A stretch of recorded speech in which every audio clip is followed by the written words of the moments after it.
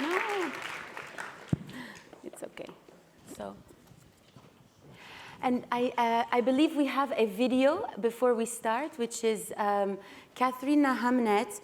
Katharine Hamnett was a designer that was supposed to be here today, but instead of flying to come here from London, she made us a cute video. So we're going to watch that.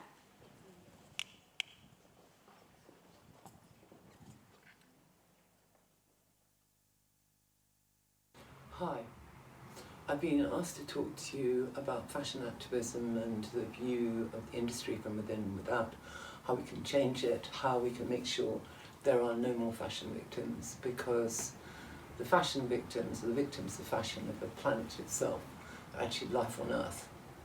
In 1989 we did research into the impact of the clothing and textile industry socially and environmentally, and to my horror and surprise I found myself was up to my neck in a living nightmare. Everything kills, all raw materials, processes, dyeing, fibres have horrendous toxic effects on the environment, cashmere, overgrazing, polyester, nylons coming from fossil fuels, PVC, one of the most toxic materials known to man, leather tanning, bleaching, wool, scouring, spinning, but cotton is the worst of all, responsible for tens of thousands of deaths of accidental pesticide poisoning across the developing world, where there's 100 million farmers involved living in conditions worse than slavery, sometimes on the wrong side of the edge of starvation. They're actually starving, abandoning farming in many cases and becoming refugees and migrants and ending up washed up on the shores of the Mediterranean. Desertification, long-term contamination of the aquifer with pesticides and herbicides which kill and carry on killing. It's an ecocide disaster. 2.5% of world arable land is farmed for cotton, but it uses 10 to 18% of world pesticides. The biggest change that the clothing industry could make would be converting to organic cotton. Farmers farm organically, they can feed, clothe, house their children, educate their families and afford healthcare. It's not the case right now. They're starving to death and we're killing the planet at the same time. The other area that fashion should look at is transport, energy, which it uses a huge amount of, not just for fashion fairs and conferences like this, but also shipping goods around the world and back, using fossil fuels, putting carbon dioxide into the atmosphere. Hydrogen seems to be the top secret game changer. Huge companies like Toyota are working on this, Mitsubishi, General Motors. You burn hydrogen and it's adaptable for all forms of transport, air, sea, land and energy generation. It can even work as a battery for renewable energy. All that happens when you burn hydrogen is you give off water. How do you cool the planet? You increase cloud cover. How do you increase cloud cover? You put more water vapor into the atmosphere. So hydrogen is something you should be looking at. Everybody's talking about electric cars. Start asking now about hydrogen. You can even convert internal combustion engine cars to hydrogen, and you can use it for aviation. And the final trick is legislation which I am preparing to submit to the EU for approval, which says that only goods made outside our economic blocks that are allowed in are made to the same standards outside as the mandatory inside, and that means chemical use, zero hazardous chemical discharge, human rights, realistic living wage, freedom of association, paid overtime, paid holidays, no sexual harassment. It levels the playing field between outsourced and domestically produced, because it raises the cost of outsourced because they've got to pay people properly and they've got to use decent chemicals, and therefore it stimulates jobs within our economic blocks, which is what we need with the employment. We need clothes that are made closer to whether they're consumed. It's more environmental as well. So that's all for the moment. Thank you very much.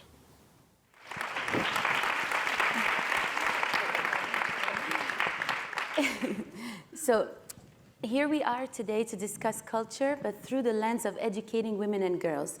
In 2017, a broad coalition of researchers, scientists, business leaders, and policymakers came together for Project Drawdown. This was a multidisciplinary effort to identify the most substantive solutions, not just to halt global warming, but actually cause an annual decline or a drawdown, like the book suggests, in the concentration of greenhouse gases.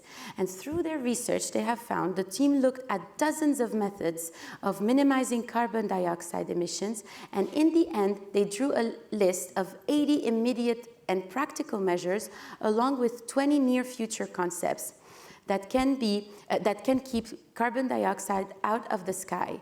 What they did, in other words, was rank the 100 most powerful solutions to reversing global warming. And this was written by Shabana Basij Rassir on TED.com to introduce the idea that educating women and girls ranks 6 on 100 and will reduce 51.48 gigatons of carbon dioxide. So it ranks 6 on over 100 other solutions, just educating women and girls around the world. And we know that a study of 24 sub-Saharan countries revealed that when the collection, for example, there takes about 30 minutes for an estimated of 3.36 million children and 13.54 million adult female were responsible for water collection around the world. So we spend, women around the world spend around 200,000 hours collecting water around the world. So what I'm trying to do here is an idea of looking at the issue globally, but how can we act locally? How can we act locally on these issues? And specifically in educating women and girls, empowering women, and putting women in position of power, specifically Black, Brown, Indigenous women in position of power, so that we can reach the global goals in time. And I want to address the first question to Yara Shahidi. Can you reflect on the impact of Yara's Club, the partnership with Young Women's Leadership Network, or YWLN, of New York, who provides online mentorship in hopes to end poverty through education, and also how your work has now evolved to giving platform to the next generation of change makers who are 18 and above? Well, I'm honored to be here and share space with everybody and to talk about Yara's Club and then 18 by 18. What it really came down to was when I was thinking about my environment, I've been surrounded by powerful women my entire life. And so the norm for me was the assumption that I could be in any position of power or any position that I wanted to be in. Excuse my allergy voice. And I think when I think about the access that I had at home, it really came down to the fact that at a young age, I was in a position in which I knew my opinion mattered. And therefore, I walked into spaces believing it mattered. And not to say that that is the key to ending all infrastructural discrimination that we face, but what Yara's Club was attempt to do is really how do we provide and expand that space, to be in conversation with one another, to honestly be able to have an open dialogue, because I do believe that there is an interesting moment, and I know you can speak to this as well with all of the work that you're doing, in which there is a moment in which you're supposed to turn 18 and have an opinion about the world, but you've never been given the space beforehand to be in conversation. Absolutely. And people haven't been in dialogue with you, enough so to help develop your opinion. And so that's the goal of Yara's Club. And then moving into 18 by 18 with the voter work, it was really important to me to focus on voting because it felt as though it was an area in which all of our interests combine. And it was a beautiful moment of unity in which, regardless of what you were passionate about, there was a moment in which we could be in conversation regarding voting and how I move into the voting space, not as a one-platform voter, but keeping in mind the interests of my peers and my community. And so similarly, 18 by 18 has been a beautiful opportunity to be in conversation with so many of my peers, because I think so many people here and in this room can speak to the fact that I don't feel as though young people aren't interested. It's that, do we have access to act on our passions? And trying to use every platform to be able to provide the same resources I've been provided. Absolutely. And for instance, we can jump to Mary Copeny, Little Miss Flint. You are known as Little Miss Flint. You are a youth climate activist, and similarly to what Yara was saying, is the idea of being given the opportunity, the agency to take take part in the conversation, not wait till you're 18, for example, to have an opinion, but you have made the world understand that there are far more issues that are happening and that are happening here in the United States, because oftentimes in the stories of climate, people want to save the world. They want to go save the world elsewhere, and they don't really necessarily look at what's happening here locally. So the idea of this panel is looking at global issues, but how can we solve them here locally? And I think that you're doing that very well with your initiatives at home. Can you tell us, for instance, how can we support you? How can the industry here that's so curious to help support you? I hear all the time people telling me, what can we do? How can we help? How can we help, in your opinion? What can we do? What can the industry, the fashion industry, for instance, do?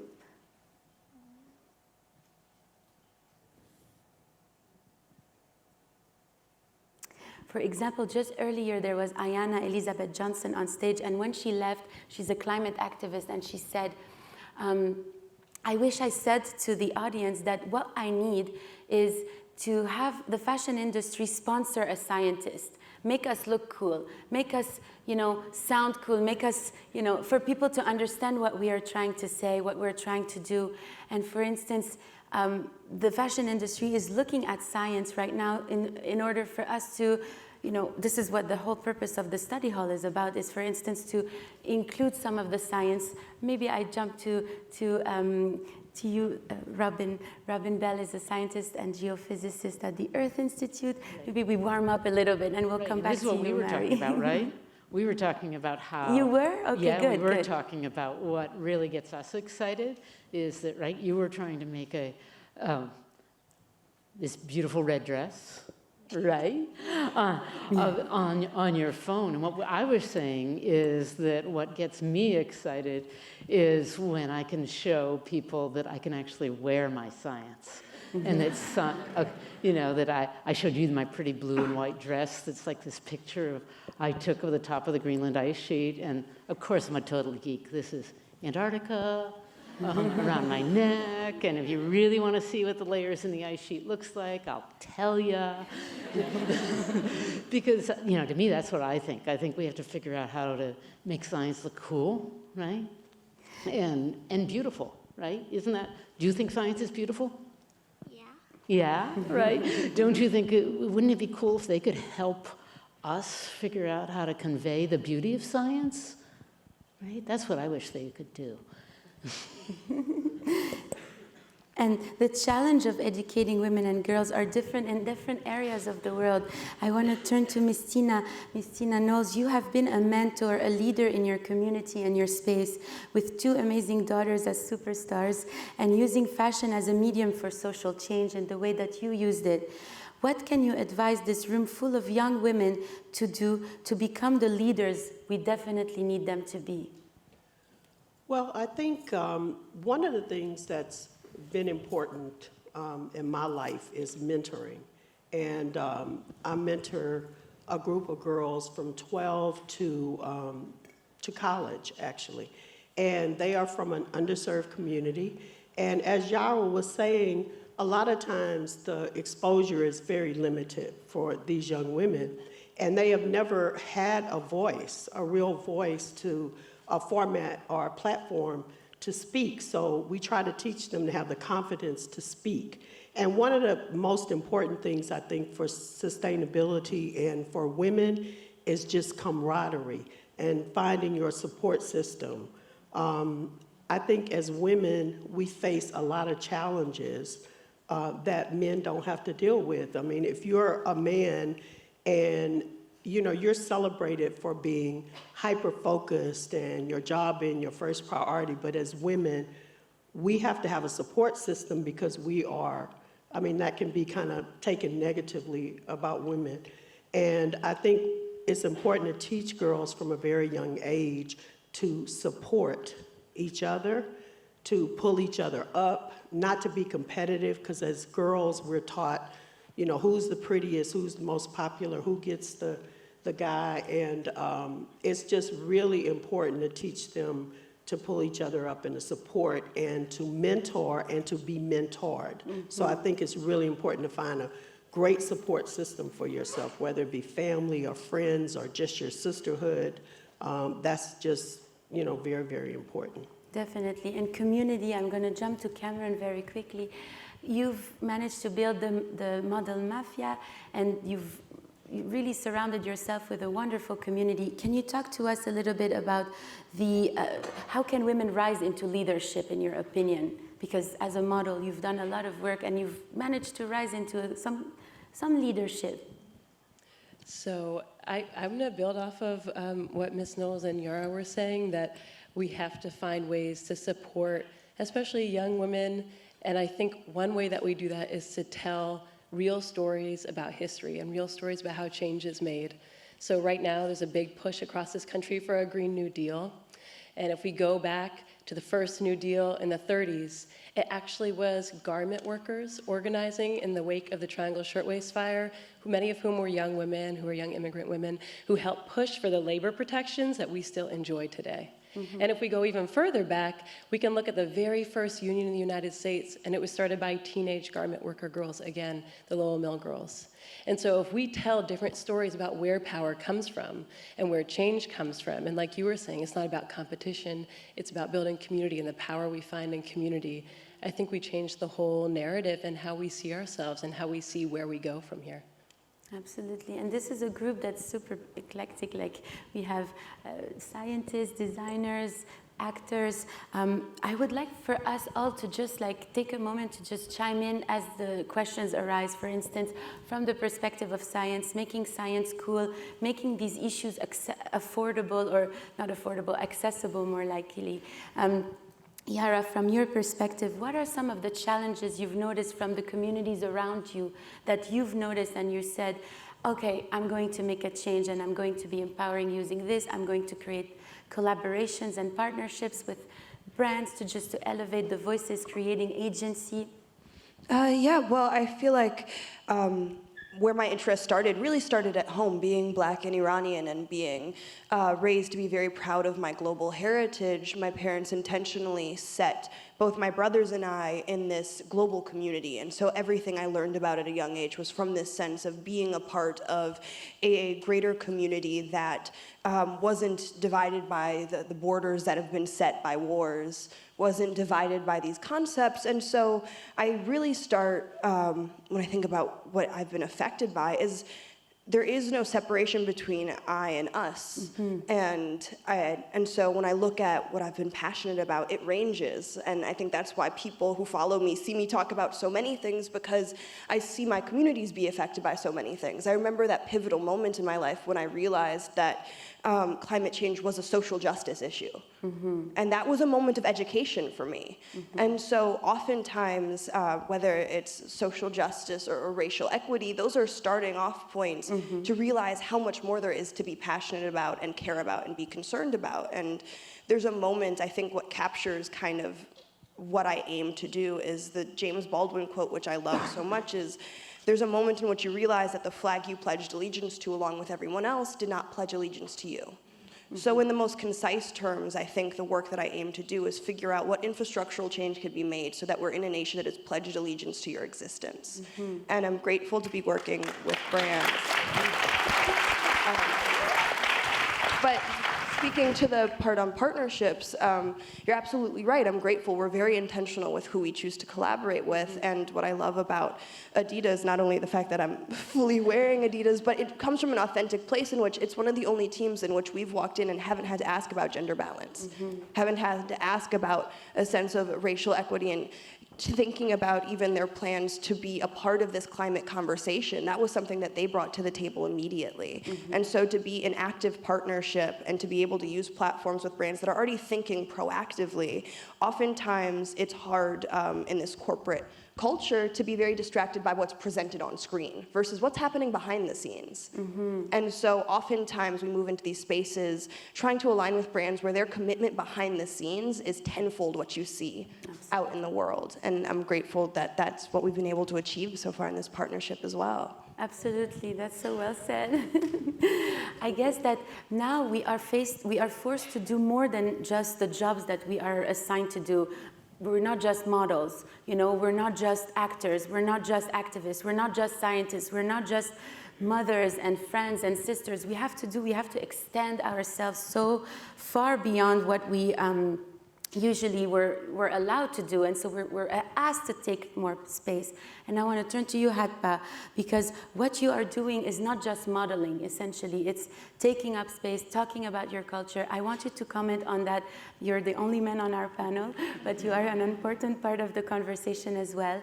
And so you want to chime in and talk a little bit about how you have taken up some space in your platform and used it as a tool to educate. Yes, I'd like to start by saying that Indigenous people have always understood the equilibrium of working with the land versus against it. It is a part of our ways of life. We understand that we come from, many of us come from matriarchal societies, and the fact that we see the earth as our mother. We are all children of this earth, and I would like to say that the work that I do with the American Indian movement, the Indigenous Alliance movement, a lot of that has to do with decolonization. And what that essentially is, for what I do, is basically informing people on their roots. And a lot of people south of the border, whether they're from Mexico, Central America, South America, they have indigenous roots. And this is important. It has been basically taught to us to hate who we are for hundreds of years. We've been slaves. And I feel now our people are starting to reclaim and understand where they come from. Thank you.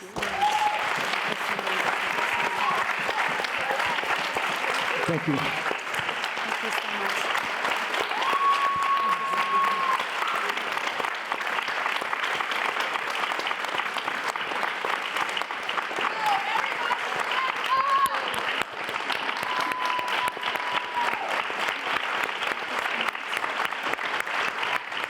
Thank you.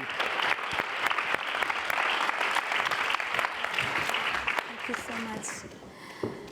Going back to the power that we have as individuals, as fashion also has the power to change culture. I want us all to chime in. Also, Bonnie, Miss Tina, the way, and Yara, of course, Mary, the way that we use fashion has tools that are beyond just getting dressed, right? Like, you understand that so well. Can you chime in a little bit to tell us this powerful industry cannot stay silent in the face of everything that we're trying to change, cannot just do business as usual. We cannot any longer just pretend we didn't hear it, we didn't see it. How can we influence, inspire the fashion industry to really embrace what we're talking about here, not just give us some, you know, some space for a minute or two, or how can we, you from your experience in mentoring women, I'm asking you as a young mom, well, what can we do? Well, what I have done personally is just discovered people from all ethnicities and all parts of the country in terms of fabric making and clothing. The suit that I have on now is from a designer from Ghana. So that's the best way we can support, is celebrate all of the different cultures and all the different aspects of people's being, and get it out there to the masses, and not be so tunnel vision about, you know, just be open to different things in different parts of the country, and not just stay stuck in this one lane where everything has to be ultra sophisticated in our eyes, but to just be open to different cultures and the beauty of different countries and different foods and different music. Just to be open, I think that's the important thing. And I have seen it in fashion, but you're very right that there will be one season of something and it'll be the hot thing, and then the next year is the flavor of the month. And fashion is ever changing, but I just think that we're open to it for that one season.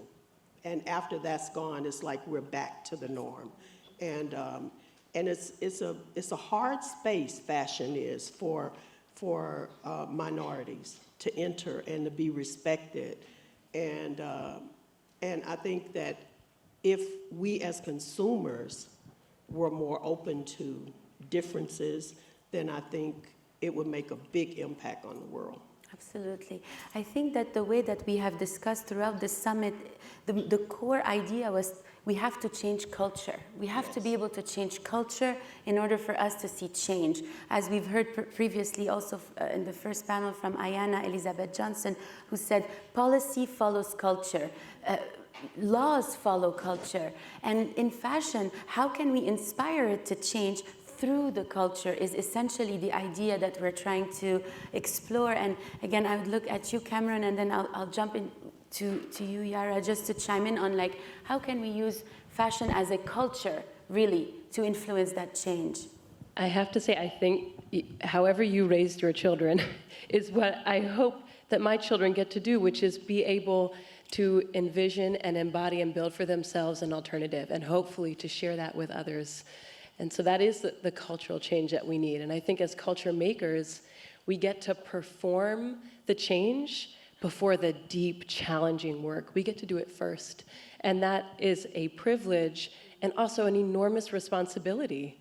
And so I think in fashion, that's where we have to go. We have to actually find the front line near us. And we have to push, and we have to work as hard as people on other front lines are doing right now. Absolutely. I want to turn to Yara very quickly to chime in also on the idea that for change to happen, for policies to change, culture has to change. And, you know, we can use music, we can use fashion, we can use the social media, everything. And it's part of education. This is part of educating as well. It's the idea also of educating women and girls to empower themselves and to take more space. Do you want to chime in on that? There's not really a question, but I want to hear your thoughts. Yeah, you're absolutely right. And I think to reiterate what's already been said, it's important to not only have a support network, but to be okay doing the infrastructural work and doing the work that is about how do we change behind the scenes. And I believe that culture is something that has to happen cross-industry. And so part of the fashion movement is how do we work with industries? How do we use all of this as a tool for education? I mean, even Bonnie, your role as a director, I think, speaks to the importance of media as an educational device, as an opportunity to introduce people to new concepts. And I think fashion being something that is accessible as an opportunity to do something similar. Yeah, definitely, thank you.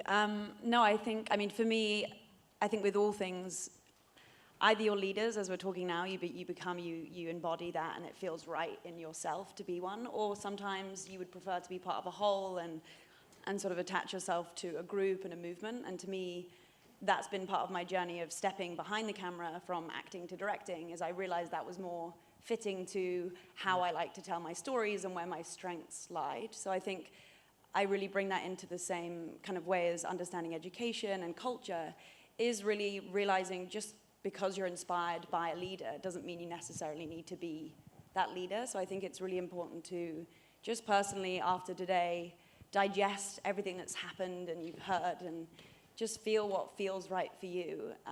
And it's not necessarily what was being set up on stage or in that embodiment of that person. And I think it's really important to sort of make it work for you with culture as well as the whole. Absolutely. The idea of this panel was it's called Message from the Earth, and the way I imagined it was that we can all say our message, every one of us, and I will ask like that we go one by one, to speak out our message to the earth, the industry. Here we have like the fashion industry, we have press, we have different sectors of the industry, we have the Earth Institute, we have several of our partners from, you know, the UN to other sectors, other partners, small and large. And if we could address this industry, and again, we have people watching live, what would we say? And would you want to start, Yes. Haatepah? And then we'll go one after the other. What I have to say is, it's just very simple. I just want to say, honor the earth. That's it. Take care of the land. For me, I guess my message would be just to, I mean, it sounds kind of corny, but just love and support each other, because at the end of the day, it's not this huge difference that we make life. I mean, it's not that different from one person to the next. And to also not to, I think you know, one of the things I wanted to say in this, and I'm always careful about what I say because it can be taken wrongly, but in the fashion industry, I think it's been, when I look at African culture or African American culture, I feel like you cannot turn the TV on, you cannot see an ad without seeing African Americans. But sometimes it's a selective process, and even though we influence the culture so much, and you know, all the good parts, people want to pick and choose what they do, and it's hard for us to be at the top of the realm to be able to affect the change that we want to affect, and for people to just be more open to everybody, you know?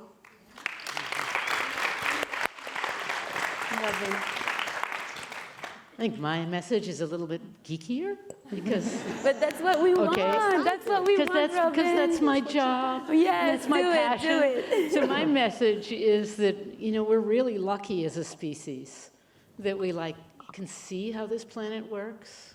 Like, you know, 100 years we didn't know continents moved and we couldn't predict things, and so we're in a really special place because we know how the planet works. And with that knowledge comes responsibility.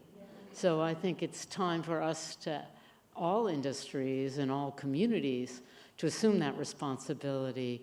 And back to your message, is honor the earth and use our knowledge to ensure that it stays a place that we all want to live on, and so we can laugh and have fun, right? So I think that is my message. Can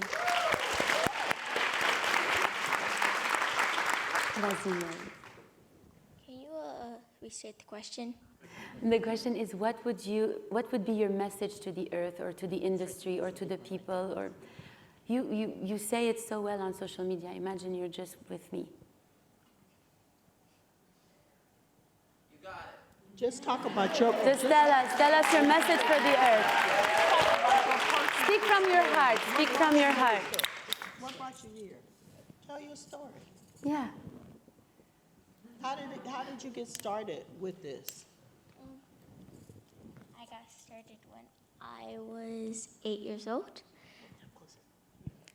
started when I was 8 years old. So I was just in third grade. And that's when I had wrote the letter to President Obama.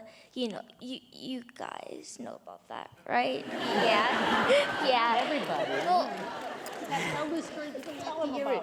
People like to hear it. It's special. well, if some of you don't know, I'm the little girl who wrote that letter to President Obama, asking him to come to Flint and raise up people's spirits, since the water crisis was really bad during that time, and people were getting really sad since they couldn't do what they loved to do. So they couldn't cook with the tap water, they couldn't drink with the tap water, they couldn't even shower or take a bubble bath.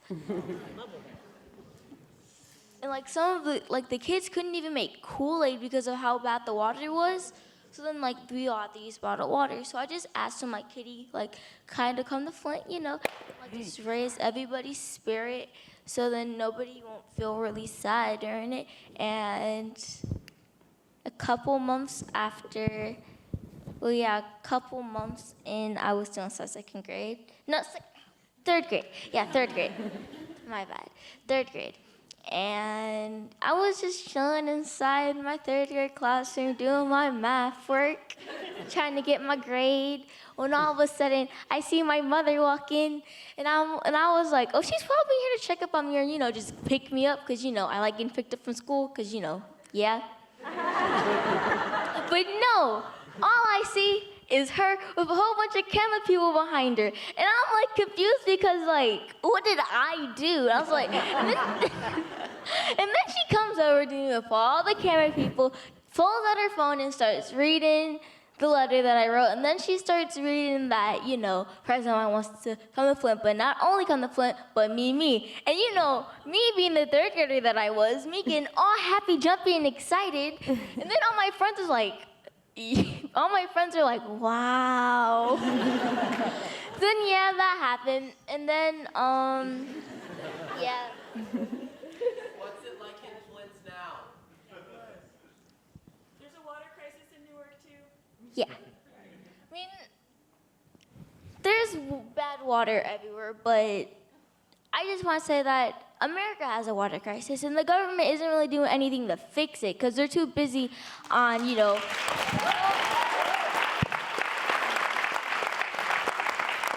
the government isn't too worried about fixing America's water crisis because, they don't believe in fixing the problems that the people want. They believe in fixing what the president wants.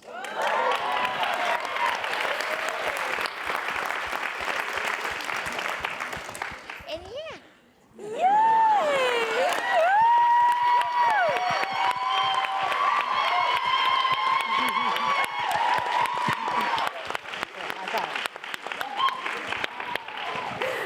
Yara, your message to the earth, the message to the industry, the message to the world.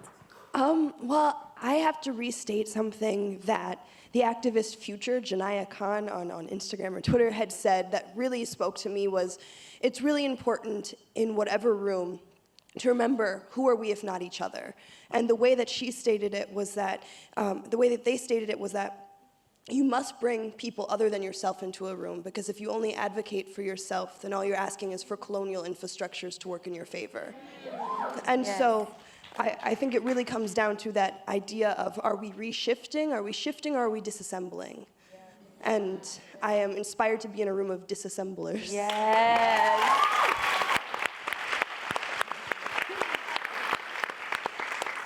Cameron. Well, I'm going to speak to the fashion industry because I got a lot to say to y'all.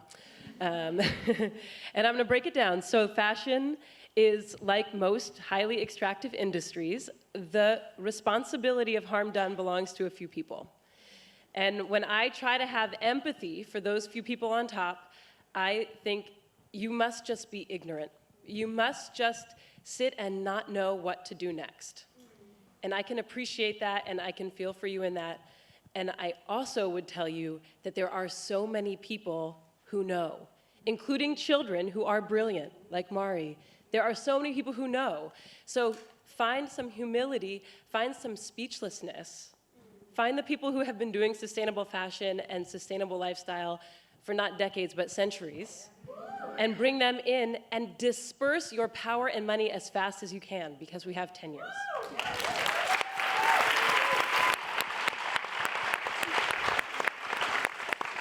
Bonnie, it's Yeah, not an sure. easy task, huh? You're the last.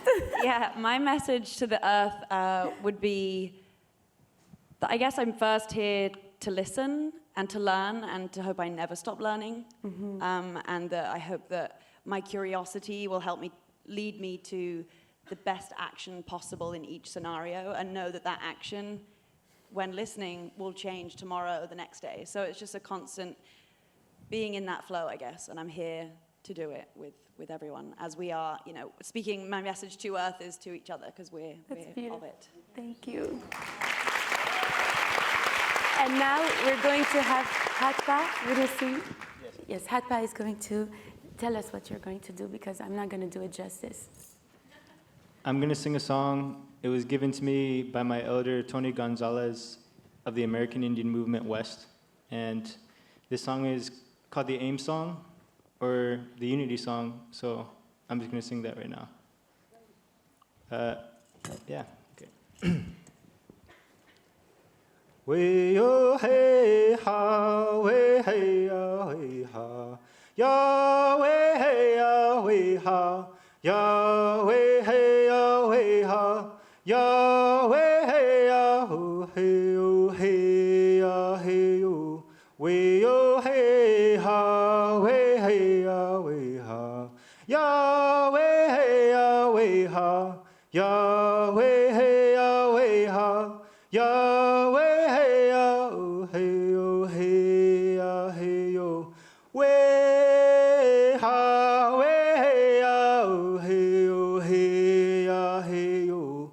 We yo hey ha we hey ya we ha, ya we hey ya we ha, ya we hey ya we ha, ya we hey ya oh hey yo hey ya hey yo.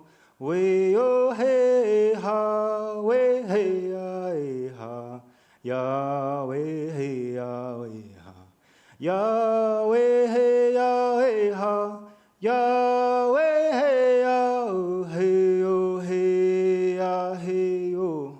Thank you so much. Thank you. Thank you.